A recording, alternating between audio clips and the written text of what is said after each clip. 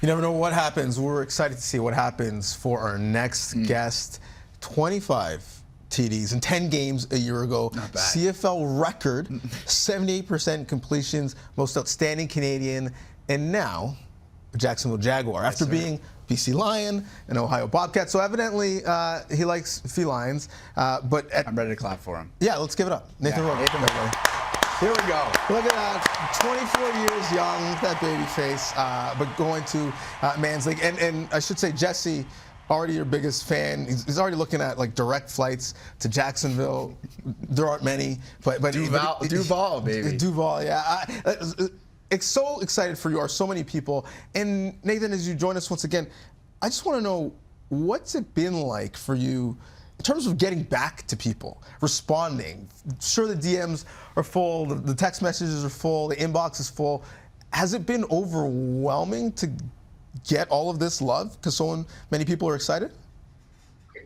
Yeah, I mean, it certainly has been a lot. It's more than I've been used to before. It's probably one of the bigger announcements of my life. But you know, I think I've done my best to try to get back to people as best as possible. I'm not as active on certain platforms than others, so that might be a reason why some people aren't feeling like I'm getting back to them quick enough. But I've tried to do my best, and it's been cool to hear from a lot of different people. I've been doing a lot. My football career has been all over the place, and I've met a lot of different people, and it's been cool to kind of reconnect with them over something like this. So it's been a whirlwind for sure. I think it's a good way to describe it.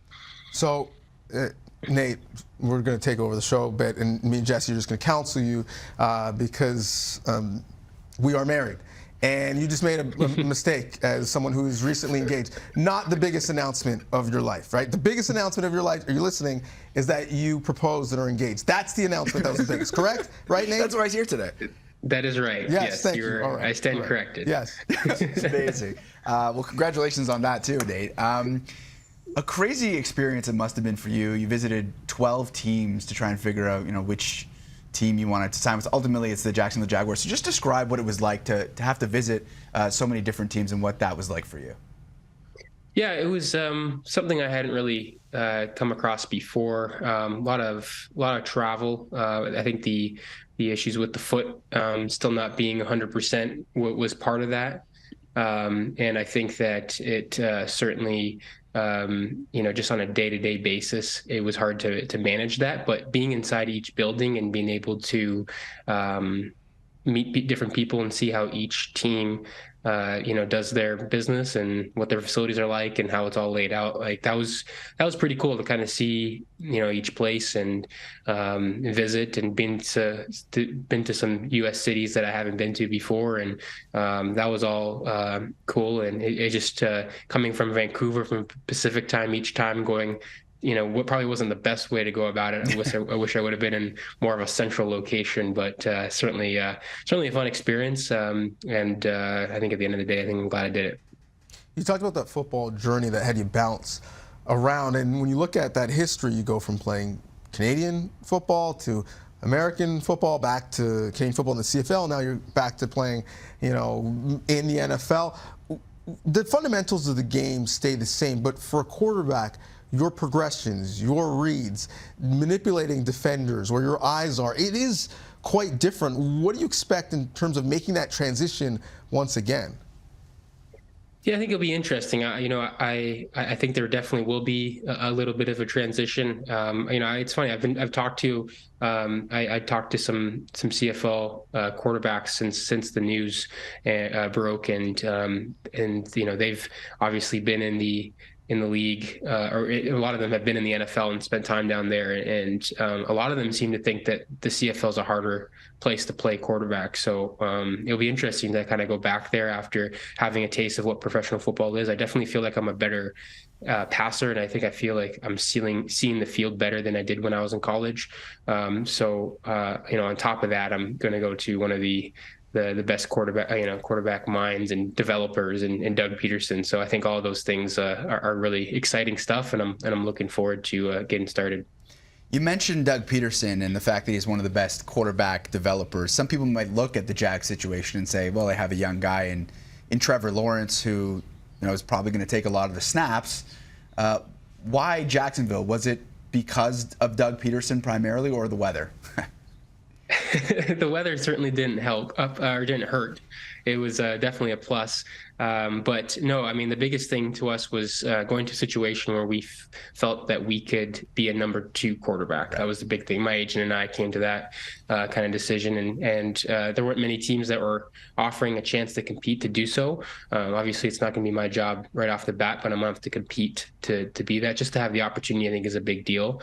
And then we'll go from there. I think that's the best route to be able to be a starting quarterback in the NFL is to be a number 2 and be a play away for something. If something happens, there was a lot of different quarterbacks in the NFL this year because of the starter getting hurt or one reason or not, and guys had to step up. Second or third string guys had to come in and play, and that's all I'm really asking for. And I think you look at this week. I mean, hopefully, I'm sure he'll be ready to go against Kansas City on Saturday. But I mean, Trevor was on the injury report and limited in practice this week, which means that that if I was there, I'd be getting some reps in practice with some really good players there on offense. So I think that any of those opportunities would be great to develop in, and I think that the offense is just one part of it that makes me really excited to get down there. He's ready. Already reading the injury report. Yeah, it's just looking very at the 2 deep practice. There's a moment that, despite all of the outstanding plays you made this past season, that will stick with me. And it was the last moment. It was you on the field with Burnham. Now, at the time, outside looking in, I didn't know that you'd be going to the NFL and that he would be retiring. But his tweet about you leaving was probably one of the most heartfelt. Take me into this moment and what that meant to you and what those relationships that you're leaving mean to you.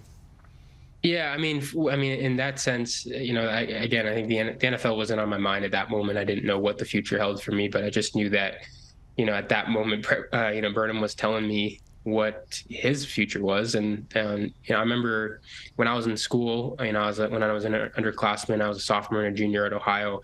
I had some really good relationships with the seniors there, and there was always someone who was a mentor to me that was my workout partner, and we would be doing extra stuff, in the summer and in the off season, and every year it seemed like it was somebody different, but every year I was playing for them and I was playing for the rest of the senior class, and I felt like I kind of brought that mentality to this year where I was playing for a lot of the veterans who might not have as much football left as I did. And, I might have a chance to come back at some point. And, for Burnham, I knew that he was getting to the end of his career. And it meant a lot for me to be able to give him the exit to his career that he deserved, which is going out on top with a Grey Cup. And that season, that was one of the main motivators for me, even when I was injured, for getting back, was because I wanted to be a part of that. And, Burnham wasn't the only one. It was, players like I deeply respect, like TJ Lee and Joel Figueroa and, many more. And so when he told me that on the field that this was his last game, obviously with the way that it went, with us not playing up to our standard and me not playing up to my standard and losing the game, coming short, the emotions are pretty high at that moment, just because of that strictly. That's love. What are you going to remember most about your entire CFL experience? I think it's pretty special to be able to be a Canadian quarterback in the CFL and to have some kind of type of success.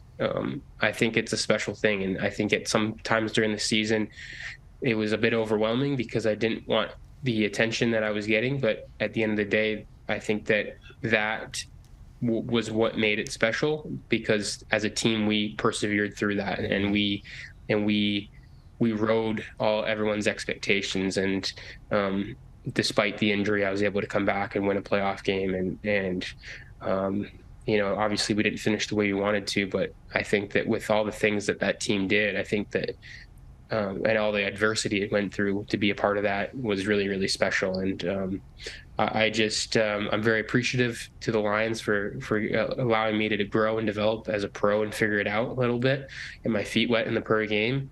but also to the fans for showing up and for cheering, and for me and the rest of the team, and for making it as special as it was.